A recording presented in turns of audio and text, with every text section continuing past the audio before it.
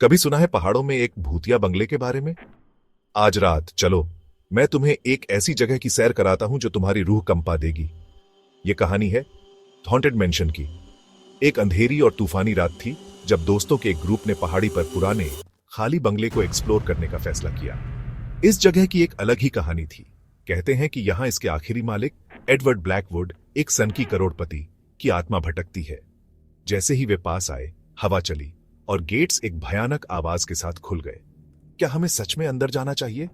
नेहा फुसफुसाई, उसकी आवाज कांप रही थी, लेकिन उनकी उत्सुकता उन पर हावी हो गई। अंदर हवा घनी और ठंडी थी।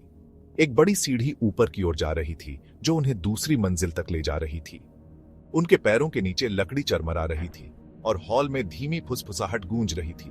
अचानक अर्जुन चिल्लाया, तुमने वो सुना? बाकी लोग ठिठक गए। क्या?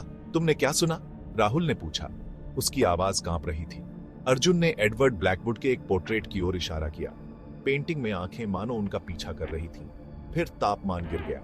एक बर्फीली हवा कमरे से गुजरी और दरवाजा जोर से बंद हो गया। चलो यहां से निकलते हैं, नेहा चिल्लाई, लेकिन दरवाजा नहीं खुला।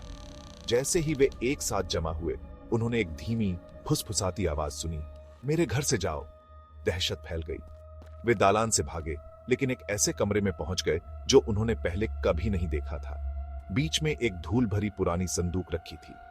राहुल ने उसे खोला, जिसमें पुराने पीले पड़े हुए पत्र दिखाई दिए। जैसे ही उसने उन्हें बाहर निकाला, एक तेज गूंजती हंसी पूरे बंगले में भर गई। बत्तियां टिमटिमाई, फिर सब कुछ अंधेरा हो गया।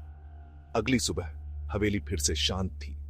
दोस्त बाहर मिले, कांपते हुए, पूरी तरह भीगे हुए।